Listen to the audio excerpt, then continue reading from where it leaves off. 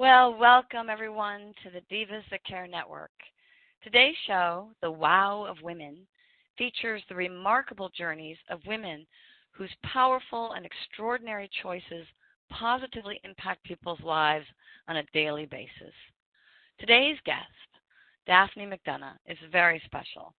She's an energy coach who draws from her diverse education background, specializes in rehabilitation and animal science, not to mention crystal and cold laser therapies to balance, restore, and rejuvenate energies. Daphne helps both animals and people to release and let go of the unnecessary energetic baggage that they're carrying, that we all carry. And she helps them to live a life on purpose and without both the physical and emotional pain that can often, drag people down. Daphne, I'm just thrilled to have you on the show today, especially given your story. As I like to say to people, prepare to be inspired because your story is really something else. So thank you so much for joining us today. Well, thank you so much, Amy, for having me. I'm honored. I really, truly am.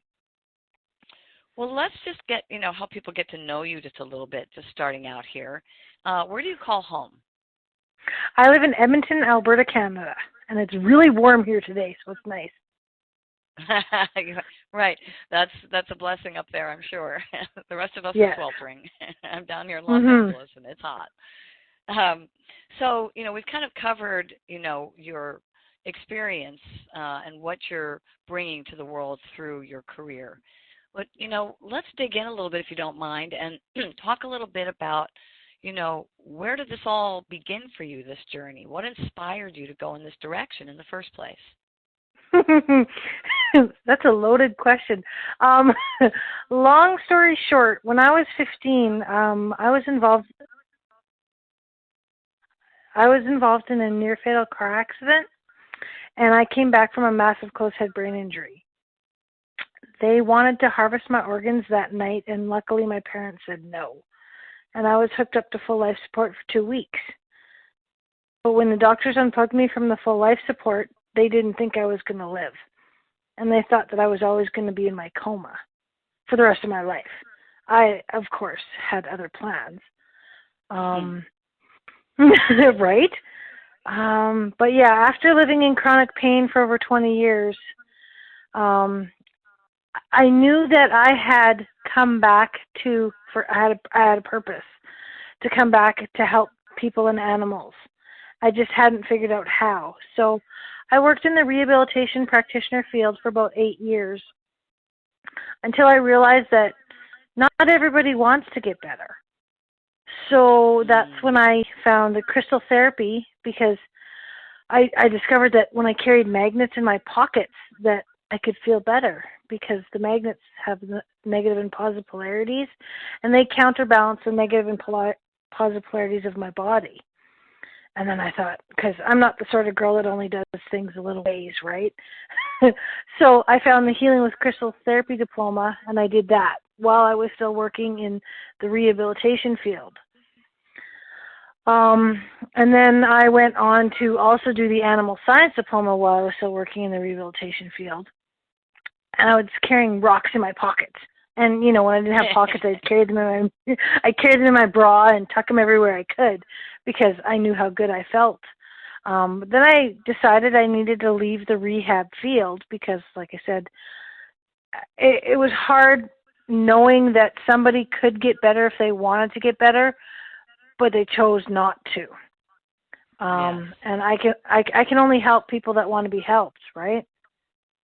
And so I had my rehab diploma, I had my animal science diploma, and my crystal healing diploma, and I decided to go work in a bank because, that seemed like the next logical choice for me.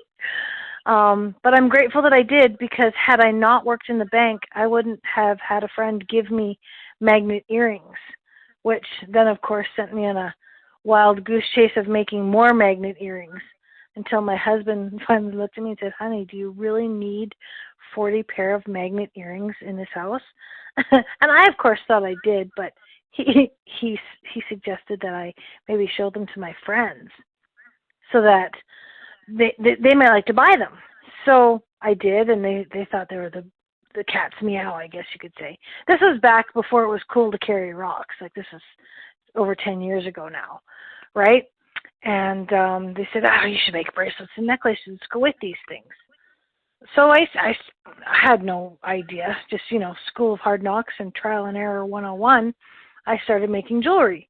And then, of course, I had a friend recommend, well, why don't you do markets? So synchronistically, everything has fallen into place, right?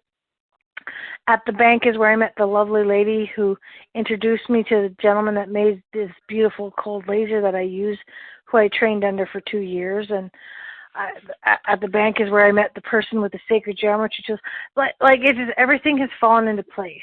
So yeah, for the last 5 years, I've been doing my business of Daphne's Healing Hands, helping animals and people to release and let go of what they no longer need to carry.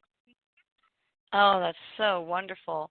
And, if I could make an assertion, it sounds to me like there was more than synchronicity, that this all stems from your passion and that aha moment, right, of coming back from, being written off literally by the medical profession. Thank goodness for your parents. Yeah, that's a stunning story. And with that perspective, when you're looking at what's happening in other people's lives, how does that translate? I know it's more than just through your hands. In conversation with people, I imagine that you have a lot to offer in helping them see they have a choice to be here and really be here, really follow their passion. Well, yeah, that's totally what it is. It is my passion, and I joke with people, like they ask me what I do, and I chuckle. I say, well, I help people find the sparkle in their eyes again. Because coming back from a head injury, be it a concussion or a massive closed head or anything, coming back from any sort of accident, and when the body is in fight or flight mode, everything shuts down in your body and your eyes get foggy, and it's horrible. It really is horrible. And when I can help somebody find the sparkle in their eyes again, I mean, I guess it's my guilty pleasure, but when I start treating somebody and they're not smiling, but at the end of the treatment they're smiling, it's worth every moment. And there's no price tag for that, for experiencing, making a difference. Right. And I mean, I love how what I do, I can treat distantly as well. I mean, I've helped people in Australia, I've helped people in the States, I've helped people in Europe. Yeah, it's totally amazing. Well, now, so what would someone do if they wanted to be able to connect with you? Because that's a wonderful thing, long-distance healing. How can they find you? Well, if you go into Facebook, I have a page called Daphne's Healing Hands, and then it's got the @Healing Energy Coach. Or you could go online at daphneshealinghands.com. There's no apostrophe, of course, because the internet is kind of finicky about that, but yes, it's, daphneshealinghands.com. Wonderful. Yeah. So now, when you have had an incredibly interesting, intricate journey, to say the least, and here you are now, having gone through all these, and we didn't even talk about what you were doing before this accident, which may indeed have been something entirely different still. Given this, wealth of knowledge, shelf full of diplomas, and where you are now, being such a self-starter, what do you see as next? Where do you go with this? Actually, what I'm doing right now is I'm actually working with the Natural Health Practitioners of Canada. I'm working with them to see if I can get my modality recognized via the government. I'm also working on a proposal letter to work with NABIS, which is called the Northern Alberta Brain Injury Society here in Alberta, to possibly put together workshops and do stuff with them in regards to helping people that are coming back from head injuries. Because of my diverse background, I guess you could say, I've tried many different things, and I have an amazing circle of people in my life now that I can share with others to help them heal. right? I never say that I'm the healer. I say that I'm the conduit to channel the healing energies. Well said. We all have to heal ourselves. We have to step up and want to, as you pointed out so beautifully earlier. Right. So that's a very exciting association of connecting your what had to be somewhat horrifying experience of and tremendous willpower and focus and intention to bring yourself all the way back to where you were not only okay, but you were actually in a position to make a difference in other people's lives. And now to parlay that into your own modality. Now, would it be called Healing Hands, or do you have a name for this identified yet, other than that? Well, like I said, I call them release and let go sessions, what I do. Say it again. I mean, release and let go sessions. Okay. Great. To help people and or animals. Thing, yes, and I want to touch on the animals too. But what a wonderful endeavor to, really get validated by your government with the work that you're doing, and certainly working with an organization focused on brain health is huge validation in and of itself. And of course, hands-on workshops would be extremely meaningful. Obviously, distance works, but boy, there's nothing like being in person and have, an extended period of time to really capture all that you have to offer. Well, that's very exciting. Yeah, now let's go ahead. Well, I was just going to say, and like I was actually talking with my husband today, I said it's wonderful that I can help people and animals, but I'm only one person. So in order for me to be able to help more people and more animals, I need to be able to help show them what I do so that they can help themselves and help others. Oh, that's beautiful. So really you're duplicating yourself. That's the idea. Well, I hope to. That's what I'm working on. Yeah, no, that's terrific. And it sounds to me like your husband is a bit of a hero too, because he's supporting you with all of this, right? Emotionally. Well, he doesn't, claim to be, but it's those little nuggets that come out every now and again, right? Mhm. Yep. Yeah. No, it's great, and he's, obviously offering great suggestions along the way, and really standing behind you, which is terrific. But how do you manage it all? I mean, you got a lot on your plate. I do, but you know what? For years I told people, do what you love and everything will fall into place. And now that I'm doing that, it is. How do I balance it? Pardon me? Yes, that's really something. I actually, during the day, during the week, from 9 till 3, I consider those to be my work hours, per se. And then in the evening is my family time. I personally focus on family in the evening, on the week, like during the week in the evenings. And then if I have to go to appointments or meetings or whatever, we work around it. But we just make it work. Well, it's clear that you've gotten very good at that through your journey, being able to take on so many different things and obviously excel in those different areas until you were done with that chapter. Sorry, can we take a step back? You just asked me something when you said what's next. I'm actually, because I'm sharing my story of growth and transformation, right? I've been asked to be, or I am on the advisory board here for the Her Story Women's Global Convention. That's starting Wonderful. up. Starting up right away, and I mean, I can get that information off to you later, Amy, if you'd like, because I feel that you would probably love to be a part of that as well.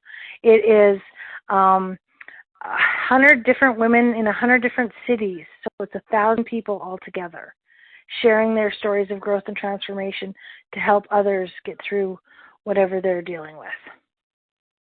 Oh, that's wonderful. How will people be able to access that want to tag into that? Well, you know what? I mean, learn and grow from it. Well, honestly, it's just if they Google Her Story Women's Global Convention, the lady's name that's organizing it is Gertrude. Oh shoot, I can't remember her last name. She's from New Zealand. But I mean, if anybody wants to know anything about it, please, even just track me down on my web page. There's a contact form that they can send me a message, or via Facebook or whatever, or if it's through you, and then I can get you the information and you can pass it on. Sure. But yeah, it's like I said, it's 100 different cities, 100 different women in each city, so it's Wow. 1,000 women sharing their stories. That's terrific. Yeah. Well, and you certainly deserve to be in that group, given what you're going through and what you've been through and what you're bringing to the table now. So there's a lot of what's next. You're really taking, what started with just you surviving an incredibly challenging, well, literally near-death challenge level experience, bringing it forward to recuperating, and then finding a way to bring that healing process out into the community around you, and now literally taking it global. That's extraordinary, Daphne. Well, thank you. Yes. So we have a couple minutes left here. I know we've got a lot of animal lovers in our group. How does this apply to animals? And give me kind of like a walk through an appointment with a pet. Well, actually, I never told you this, but yes, I'm an animal communicator as well. So animals tell me what's going on and I can help them. So how I would treat a person is how I treat animals. And honestly, animals carry a lot of their owner's stuff, per se. And I first learned this when I treated a cat that had a lot of joint and arthritic pain. And so did her owner, but I never put two and two together until the second time I treated the second time I treated the animal, and the owner stood up from the couch without using her cane, and she looked at me and she's like, "What did you just do?" I said, "Apparently I helped you. I helped your cat feel better, so that made you feel better." Yeah. I treat the animals exactly the same way that I treat the people. So you're just really tuning into them energetically. Yeah. Yeah, and energetically, the animals send me. I feel in my body where their pain is. Wow, that's remarkable. And as a result, kind of a pain you're sometimes. able to provide relief, right? Yep. And then do you have a method for expunging that pain from yourself so that you don't carry anyone else's pain along with you? Well, you know what? Here's the thing. When I'm actually treating people and animals like in person, I mean, the way that I do it is different than the traditional Reiki method. I use my left hand to pull the negative energy while I ground with my right hand, so it goes right back to the earth. So it goes through me. It doesn't stay in me. It just goes through me. And then when I'm channeling the positive energy, I'm channeling the positive energy through me to the person and or animal. So I get the positive vibes before they do, which is really awesome for me. That's great. So you're really healed. You betcha. That's wonderful. Right. Well, I'm just so impressed with all that you're doing, and so grateful for people that are really stepping up to the front line in the world today, whether it's on the energetic level as well as the very practical level, which you're clearly doing by reaching out to these different organizations and getting your voice heard and making a difference. There's a lot of women out there who everyone has something to offer, and maybe they haven't discovered their voice yet. What would you say to those women? That you are not alone. There is always someone to be there and help. I remember a time when I was in so much pain and I thought that I was alone. But I like to be that candle in the darkness for others. Oh, it's beautiful, Daphne. So really it's about plugging into these kinds of shows, getting yourself connected to people, reaching out and asking for help from someone else. Would you say that's a good summary? Yes. People can't help if they don't know what you need help with. That's right. And well, now I don't need to. Go ahead. Sorry, I didn't mean to interrupt. No, please finish. No, I was just going to say I can't help someone if they don't tell me what they need help with. That's right. No, I was just going to say, if there any last, bit of wisdom or, something that you would like to share in parting before we close the show today. Actually, that was my parting thoughts. Is you are never alone, ever. And when you feel that there is no other options available, ask one more person for help. Because if they can't help That's you, great. somebody else can. Right. Don't stop with the first no. Keep going. Right? The answer. I mean, honestly, if I could bore you with all the different modalities that I attempted to get myself better, you know what I mean? And I kept looking and kept digging and kept going further so that I could finally live a life on purpose and without pain. Wow. Well, you are an inspiration. You really are a hero. And I'm so impressed having had some dear friends that suffered brain injuries, and I have some idea, and at least an inkling of what an incredible journey and how much courage it takes to come back from something like that. And you did way more than come back. You are part of the solution, and it's been an honor to get to hear your story today, Daphne. Thank you so much for joining us. Well, thank you again for having me. And yes, if anybody has any other questions for me, please don't hesitate to reach out. I will make myself available. Thank you so much. Well, in closing, I want to thank Daphne McDonough, our remarkable guest, for all that she shared. Of course, all of our listeners, our producer, the founders of the Divas That Care Network, Candace Gish. And in honor of how far women have come, Candace redefines the word diva to mean a courageously self-assured woman. That certainly fits our guest today. The Divas That Care Network is a community of like-minded people, one that offers women of all walks a platform for sharing their voice in the world. We invite you to join us. Visit divasthatcare.com to hear more inspiring stories and add your voice to the conversation. With that, take care, everyone. Until next time.